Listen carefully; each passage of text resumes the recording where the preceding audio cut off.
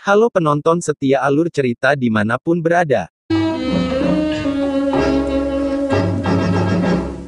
Tanpa basa-basi kita langsung saja ya. Film ini bercerita tentang seorang gadis dari keluarga yang kaya raya bernama Sabariyah. Sabariyah mencintai seorang pemusik yang bernama Qasim Selamat. Awalnya Sabariyah hanyalah seorang penggemar.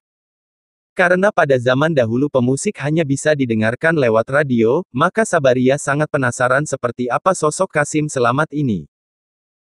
Maka ia pun memberanikan diri menelpon ke nomor stasiun pemancar radio tersebut. Dan meminta bertemu dengan Qasim Selamat. Mengetahui sang penggemar adalah seorang gadis. Qasim Selamat yang masih jomblo pun sangat antusias. Mereka pun membuat janji temu di salah satu tempat. Karena takut jika wajah Qasim Selamat tidak sesuai yang dia harapkan. Maka Sabariyah menyuruh pembantunya menyamar jadi dirinya dengan memakai dress code yang mereka telah janjikan. Namun tak disangka ternyata Qasim Selamat pun melakukan hal yang sama. Tak disangka ternyata keduanya saling jatuh cinta pada pandangan pertama. Dan saat pertemuan sebenarnya Qasim dan Sabariyah duduk berdekatan dan saling memandang. Namun mereka tidak saling mengetahui. Sementara pembantunya dan teman dari Qasim yang menyamar juga terlihat nyaman dan saling menyukai satu sama lain. Bahkan mereka benar-benar ingin serius dalam hubungan mereka. Hingga satu malam saat mereka bertemu, keduanya berterus terang satu sama lain. Qasim Selamat dan Sabariyah yang asli pun sangat terkejut bercampur bahagia, karena tidak menyangka bahwa orang yang didambakan benar-benar ada di depan mata. Dan sejak saat itu pun mereka menjalin hubungan asmara. Sampai satu saat mereka memutuskan ingin menikah. Namun sayang ibu Sabariyah, yaitu Nyonya Mansur tidak menyetujui Qasim sebagai menantunya. Mengetahui putrinya menyukai Qasim Selamat, Nyonya Mansur begitu marah karena Sabariyah telah ditunangkan dengan Dr. Ismadi. Dan ditambah lagi Qasim Selamat hanyalah seorang pemusik biasa. Yang dianggap rendah dan tidak sama derajat kedudukan dengan keluarga Nyonya Mansur.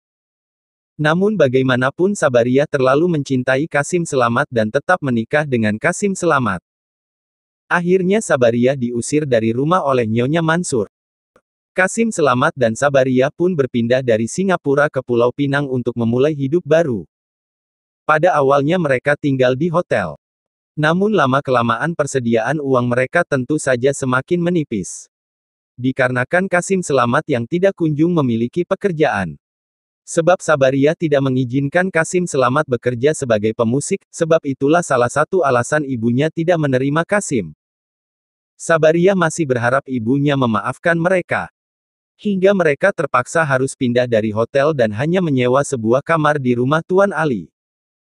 Sementara di Singapura, Nyonya Mansur menyuruh Dr. Ismadi menikah saja. Namun Dr. Ismadi berkata jika dia tidak bisa menikahi Sabariyah, dia lebih memilih menjadi bujang seumur hidupnya karena cintanya yang terlalu dalam kepada Sabariyah. Beberapa bulan kemudian, Qasim Selamat dan Sabariyah pun benar-benar telah kehabisan uang. Hingga mereka meminta pindah ke kamar yang paling murah yang ada di rumah Tuan Ali. Maka Tuan Ali pun menawarkan mereka tinggal di kolong rumah yang sudah didesain sedemikian rupa agar bisa ditempati. Dan mereka cukup membayar 10 ringgit saja. Menerima kenyataan yang sungguh tidak pernah dibayangkan oleh Sabariyah yang terlahir dari keluarga yang kaya raya. Namun sekarang hidup dalam kemiskinan dan harus tinggal di kolong yang untuk berdiri saja tidak bisa ya sobat. Hanya bisa jalan dengan merunduk. Sabariyah pun meminta agar Qasim segera mencari pekerjaan. Jika tidak, dia mengancam akan kembali ke Singapura ke rumah ibunya. Mendengar hal itu maka keesokan harinya Qasim Selamat pun bekerja menjadi buruh kasar. Saat malam hari diam-diam Sabariyah menulis surat pada ibunya. Ia menceritakan penderitaannya dan berharap ibunya memaafkannya dan membantunya.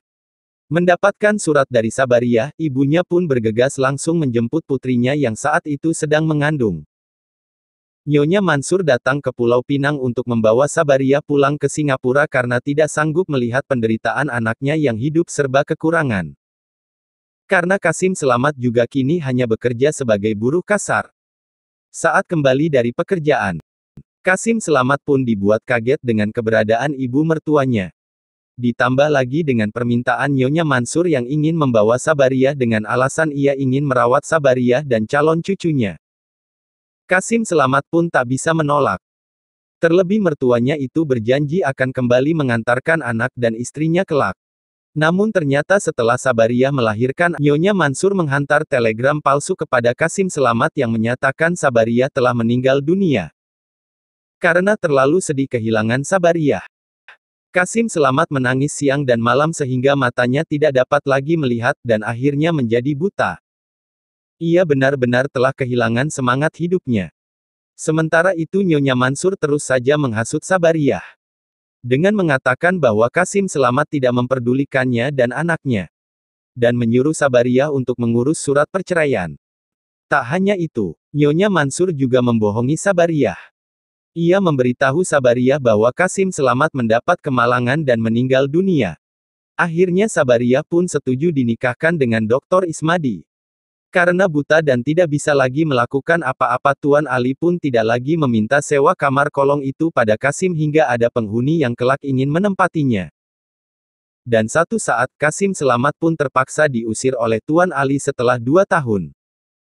Dan sejak saat itu Kasim Selamat pun benar-benar menjadi seorang gelandangan. Ia berjalan ke sana kemari tanpa arah dan tujuan. Bahkan saat hujan dan petir menyambar pun ia hanya bisa berteduh di bawah sebuah pohon. Hingga satu saat ia beristirahat di depan rumah keluarga yang berhati malaikat. Keluarga itu membantu Kasim dengan memberinya makan dan mengizinkannya untuk tinggal di rumah itu. Namun Kasim memperkenalkan dirinya sebagai Usman, bukan Kasim Selamat. Keluarga itu memiliki seorang anak perempuan yang baru saja kehilangan suaminya dan kini telah menjadi janda. Ia pun menangis siang dan malam meratapi kepergian suaminya. Kasim Selamat pun menasehatinya agar tidak menangis. Dan ia pun bercerita bahwa kebutaannya adalah karena kesedihan yang terlalu berlebihan. Satu saat Kasim mendengar orang bermain saksafon. Ia pun meminjam saksafon itu dan memainkannya untuk menghibur Kombi.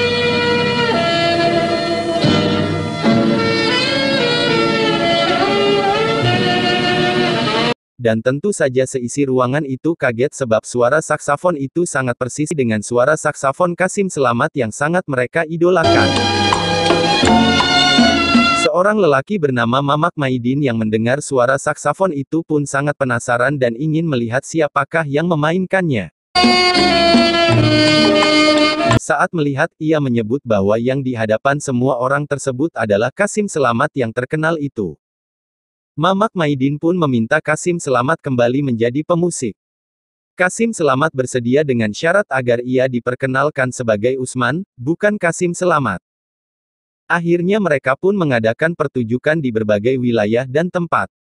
Semasa Kasim Selamat mengadakan pertunjukan di Singapura, Sabariyah datang untuk menyaksikan. Betapa terkejutnya ia saat melihat bahwa Usman adalah Kasim Selamat, orang yang dulu sangat ia cintai. Sabariyah pun meminta suaminya yang adalah seorang dokter untuk memulihkan penglihatan Kasim Selamat. Setelah Kasim Selamat pulih, ia terkejut melihat istri sang dokter seperti Sabariyah. Istrinya yang ia yakini telah meninggal dunia. Saat mengetahui bahwa istri dokter itu adalah benar-benar istrinya, ia pun begitu marah. Dr. Asmadi yang meminta Kasim Selamat untuk menerima kenyataan bahwa kini Sabariyah adalah istrinya, berkata ia merasa impas karena telah menyembuhkan mata Kasim Selamat. Mendengar hal itu Kasim Selamat pun tidak bisa menahan diri dari sakit hati yang ia rasakan. Ditambah lagi di kamar yang ia tumpangi terpajang foto pernikahan Sabariyah dan Dr. Mansur. Kasim Selamat benar-benar terguncang, ia mengunci dirinya di dalam kamar. Saat Nyonya Mansur ingin menceritakan hal yang sebenarnya dan ingin meminta maaf kepada Kasim Selamat, namun sudah terlambat. Karena Kasim Selamat yang merasa sangat kecewa, telah membutakan kedua matanya kembali dengan menggunakan kedua garpu hiasan yang ada di kamar itu.